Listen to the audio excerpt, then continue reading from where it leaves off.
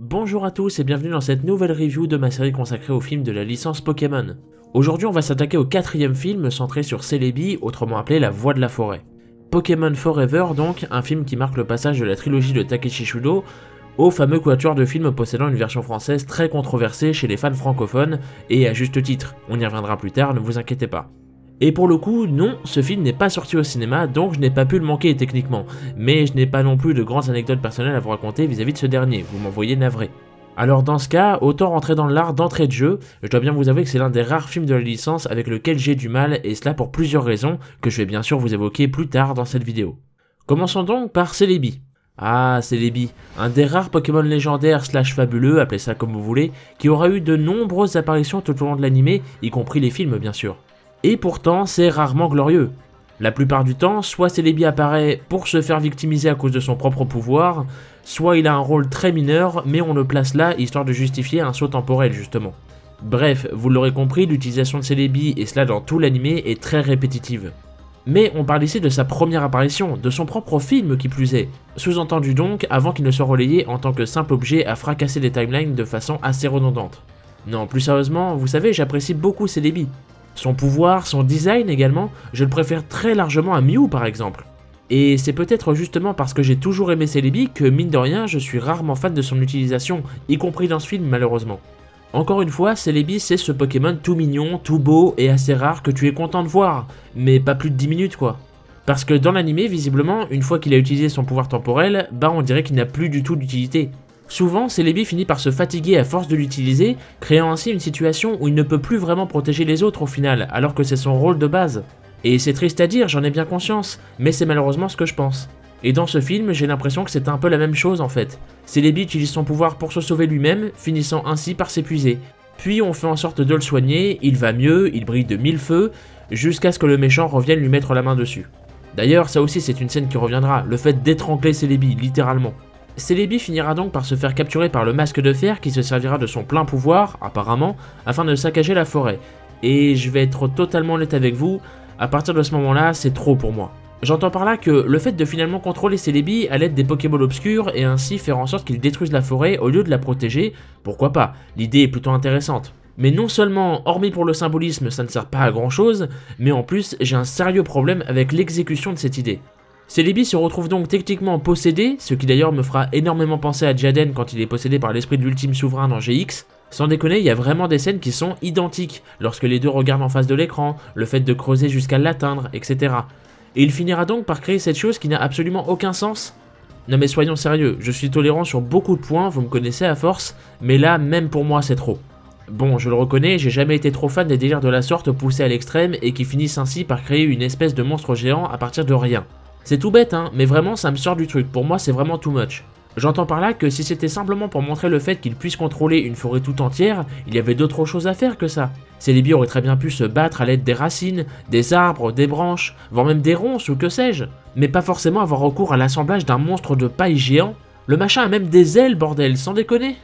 Honnêtement, je trouve ça dingue de se dire que son pouvoir de voyager dans le temps, ou bien encore de pouvoir contrôler une forêt tout entière, c'est juste complètement fou, il y a des tonnes de choses super sympas à faire à partir de ça. Mais non, pas pour cette fois, et je trouve ça vraiment dommageable personnellement. Bon, maintenant que vous avez mon avis sur Celebi, son rôle et son utilisation, passons à la raison qui a mené Celebi à agir ainsi. Je parle bien évidemment de la Team Rocket, et plus précisément du masque de fer. Un nouveau personnage, et pour le coup j'apprécie beaucoup son rôle. Bien sûr, je ne l'apprécie pas pour son objectif qui est simplement de renverser Giovanni et devenir chef de la Team Rocket à sa place, on va pas se mentir, c'est assez basique. Mais malgré cela, j'aime l'idée qu'une soi-disant légende du groupe de la Team Rocket soit mise en avant de cette manière, en tant qu'antagoniste d'un film, car cela permet de renforcer le lore de l'anime en lui-même. Alors certes, ce n'est pas la seule fois où ça se fera, comme par exemple Annie et Oakley dans le prochain film, ou encore le duo de la Team Rocket étant en charge de la capture de Raikou lors de la légende du tonnerre. Mais selon moi, c'est toujours une bonne idée de voir ainsi cette organisation mise en avant de la sorte, tout simplement car cela permet de redonner un peu de crédit à cette dernière, au lieu de toujours voir Jesse et James briser le quatrième mur, ou encore Butch et Cassidy toujours être tournés en ridicule. Bref, le masque de fer est ce qu'il est, c'est-à-dire pas grand chose au final, mais j'aime l'idée du personnage et de ce qu'il représente. Mais ce n'est pas le seul qui m'aura bien plu de la sorte, et oui, car il est maintenant temps d'aborder le cas de Sam. Un personnage qui nous aura sans doute tous surpris, passant ainsi de tout à fait quelconque, voire inintéressant possible, jusqu'à ce que l'on comprenne qu'il s'agisse bien du seul et unique Samuel, plus connu de nos jours comme étant le célèbre professeur Samuel Shen. Comme je l'ai dit précédemment, évidemment que j'adore ce twist, cette idée de te balancer un personnage aussi important que lui, mais surtout de nous le révéler qu'à la toute fin, créant ainsi presque un malaise et un autre regard sur le film que l'on vient de voir. C'est le mentor de Sacha, et ce dernier aura finalement vécu une aventure à ses côtés sans vraiment le savoir. Mais nous on le sait, et c'est ça qui est beau dans ce film, ce message ayant pour but de transmettre qu'une relation peut perdurer à travers des époques. Alors techniquement parlant, on pourrait croire que cela causerait normalement un paradoxe temporel comme expliqué plus tôt, car en soi, une rencontre intertemporelle de la sorte devrait causer des problèmes de cohérence assez évidents. Sauf qu'ici, puisque Sam rentre dans son époque à la fin du film, il se souvient bien de Sacha, comme on peut le voir à la fin avec ce fameux carnet de croquis. Le tout reste donc plutôt cohérent au final. Même si techniquement, on pourrait également voir cela comme un dédoublement de timeline dans laquelle Sacha aurait directement influencé le passé, et plus sérieusement, j'ai juste un tout petit regret à ce niveau-là. C'est que, vu qu'il a techniquement fait un bond de 40 ans dans le futur, il n'y a pas un moment où Sam s'est inquiété pour sa famille, savoir ce qu'ils sont devenus, s'ils se sont inquiétés de sa disparition 40 ans plus tôt du coup. Parce que oui, ça implique cela de son côté, et même si c'est temporaire, j'aurais tout de même apprécié voir un développement de ce côté-là. On aurait ainsi pu en apprendre davantage sur la famille Shen, qui sait. Bien sûr, j'entends bien que la priorité sur le coup était de protéger et de sauver Celebi, mais le film nous place tout de même pas mal de temps mort, dirons-nous, à partir de son saut temporel. Des scènes plus calmes qui auraient pu servir à appuyer ce détail-là à mon sens. C'est juste une petite occasion manquée que j'aurais aimé voir personnellement, mais bon, ce n'est pas bien grave, c'est juste dommage. Au final, qu'est-ce que je peux vous dire de plus? Que contrairement aux 3 derniers films, les héros ne font rien de particulier, de spécifiquement intéressant ou de réellement pertinent. Ils n'évoquent pas de morale, pas de remise en question, ni rien de ce genre-là. On peut tout de même noter le fait qu'Ondine dit s'être tordu le genou, ce qui semble être extrêmement grave, mais qui au final aura simplement l'effet d'une petite entorse à tout casser. Même constat pour Suicune au passage. Son but dans ce film était simplement d'aider Celebi tout en purifiant le lac de la forêt, chose qui ne servira finalement à rien puisque même après cela, ça ne soignera pas ce dernier. Donc bon bah, merci à toi Suicune pour les travaux inutiles je suppose. Passons maintenant à la partie des anecdotes. Alors certes, il y en a moins, car Takeshi Shudo n'étant plus scénariste à ce moment-là, forcément il a moins de choses à raconter sur les autres films que ceux de sa pseudo-trilogie. Mais vous allez voir, je vous ai tout de même trouvé quelques petites anecdotes assez intéressantes malgré tout. Et pour être totalement honnête avec vous, certes il y en a moins que d'habitude et elles sont sûrement moins croustillantes, mais je ne pensais clairement pas en trouver autant mine de rien. Commençons donc par une petite intrigue que je suppose la plupart d'entre vous ont oublié avec le temps, et à juste titre car c'était le but, à savoir l'intrigue de la GS Ball. Au cas où vous l'auriez oublié, c'est le professeur Shen qui confie à Sacha une mission peu après sa défaite à la Ligue Indigo. Une mission ayant pour but de récupérer la GS Ball auprès du professeur Flora dans l'archipel Orange. Une fois la GS Ball remise au professeur Shen, ce dernier envoie donc les héros dans la région du Johto, et plus précisément à Ecorcia où se trouve Fargas, l'expert en Pokéball. Et ensuite, eh ben on ne sait pas. Et oui, c'est ce que je vous disais. Si vous ne vous en souvenez pas, c'est malheureusement normal. Car non, la GS Ball n'était pas un simple prétexte pour placer les îles Oranges dans l'animé, il y avait bien une réelle idée derrière. Et cette idée, c'était que la GS Ball était à la base censée contenir un Celebi. C'est grâce à Masamitsu Hidaka, membre du staff de la série principale, qui aurait déclaré en 2008 lors d'une interview pour le site anglophone PokéBeach, que la GS Ball contenait bel et bien un Celebi et que cette révélation aurait dû se dérouler lors d'un arc assez important dans la région de Johto. Cependant, Celebi étant déjà révélé à cette époque comme étant la mascotte du prochain film, l'idée de cet arc fut malheureusement abandonnée. Et c'est ainsi que les scénaristes ont décidé de placer la GS Ball entre les mains de Fargas, tout simplement pour être oublié. Et cela fait malheureusement partie des nombreuses idées scalpées par la production de l'animé. Et puisque l'on parle de l'animé principal, vous avez sans doute compris où je veux en venir. Mais oui, ce film est considéré comme étant canon. Premièrement, car lorsque Sacha re-rencontre Suicune lors d'un épisode de la saison 5, intitulé Les Cloches Sacrées, il prononce son nom. Et la seule fois où Sacha apprend le nom de Suicune, ce n'est non pas lors de sa première rencontre avec ce dernier en début de saison 3, mais bien dans ce 4e film. De plus, lors d'un épisode de la saison 9 intitulé simplement Celebi le gardien de la forêt, Sacha et Pierre connaissent déjà Celebi, et bien évidemment, ils le connaissent depuis ce film. Revenons maintenant sur la Team Rocket et les quelques anecdotes entourant l'organisation à propos de ce film. Dans un premier temps, concernant le masque de fer comme il est évoqué chez nous, il faut savoir qu'à la base, il se faisait appeler le maraudeur au masque de fer. Cependant, il semblerait que la version française se soit basée de l'adaptation du film en novelle afin de reprendre son nom dans ce dernier, simplement nommé le masque de fer.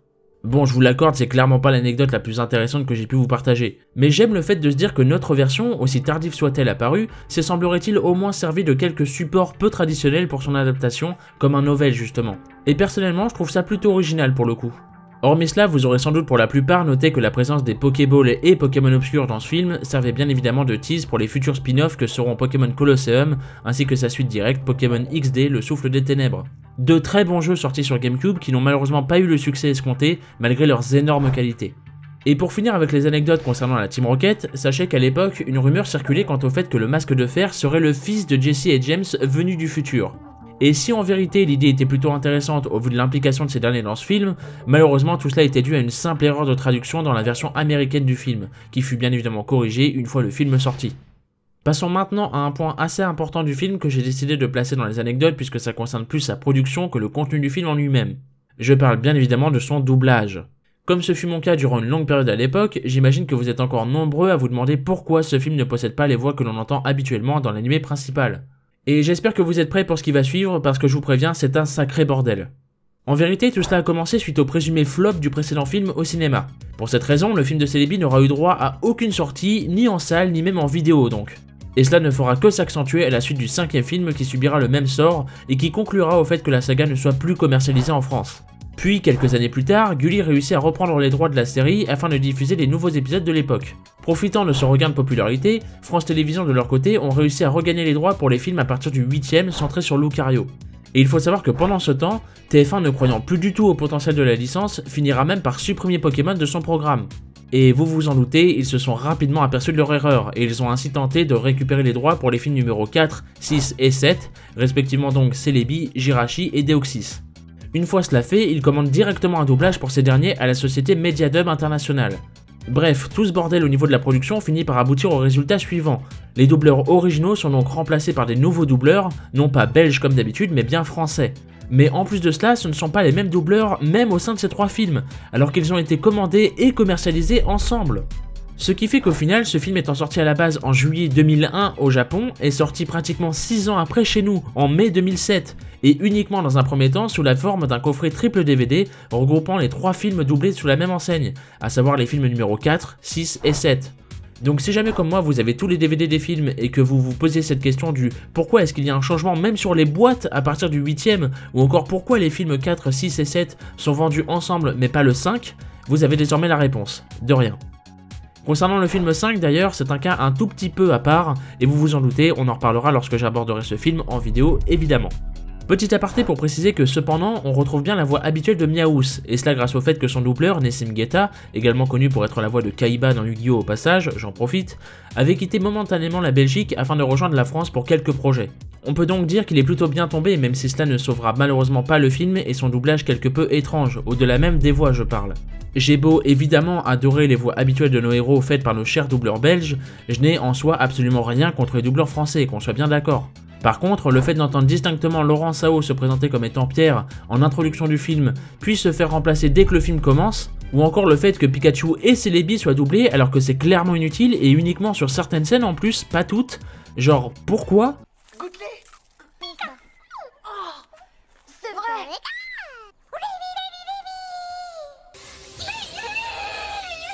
En conclusion, vous l'aurez compris je pense, selon moi ce film est rempli de bonnes idées, mais ces dernières ne sont pas toujours bien exécutées. Comme j'ai pu l'évoquer sur différents cas tels que Celebi, Sam ou encore le Masque de Fer, ce sont des idées qui pour moi sont allées soit trop loin, soit qui sont suffisantes mais qui auraient pu être encore meilleures. Pour cela, ainsi que pour son rythme en général sur lequel je ne suis pas vraiment revenu d'ailleurs, mais sachez que là aussi j'ai du mal, en même temps quand tout le passage du gros monstre empaillé dure un tiers complet du film, forcément vu que je ne suis pas fan de l'idée, j'ai l'impression que cela empiète sur le rythme du film qui en souffre pas mal à mon sens. Alors attention encore une fois, je ne dis pas forcément ici que ce sont de mauvaises choses, simplement que personnellement j'ai eu du mal avec tout cela. C'est un ressenti global et vous avez parfaitement le droit de penser à autre chose, c'est tout à fait normal. D'ailleurs, concernant la VF, car oui, évidemment je regarde les films en VF, certes je peux comprendre que pour certains c'est un gros point noir du film, mais il ne faut pas oublier que c'est exclusif à notre version française et non pas le film en lui-même. Sauf que j'ai beau vous dire cela de façon objective, subjectivement cela joue tout de même sur mon expérience, mon ressenti sur ce film. Et n'oubliez pas que je fais aussi et surtout ces vidéos là afin de vous donner mon avis sur ces derniers, et pour ce film en particulier, évidemment, je l'exprime en conséquence. Maintenant, serait-on en mesure d'affirmer que ce film souffre de l'ombre de ses prédécesseurs suite au départ de Takeshi Shudo? Je n'irai quand même pas jusque là, mais en tout cas pour moi, celui-ci marque un certain tournant dans la façon dont sont imaginés les films, ça me semble évident. Alors, je ne prétends absolument pas qu'à partir de celui-ci, les prochains films seront moins bons que ceux de Shudo, croyez-moi que non, je dirais même que les meilleurs sont à venir selon moi. Cependant, et pour finir sur ce point, je pense que ce film marque une transition évidente, dans laquelle les scénaristes vont vouloir essayer de nouvelles choses, parfois à raison, parfois en vain, mais qui prendront un certain temps avant de non seulement prendre leur marque, mais surtout afin d'enfin réussir à maîtriser la licence et la narration comme Shudo l'avait fait, pour ainsi nous redonner de très bons films. Et voilà qui conclut cette review.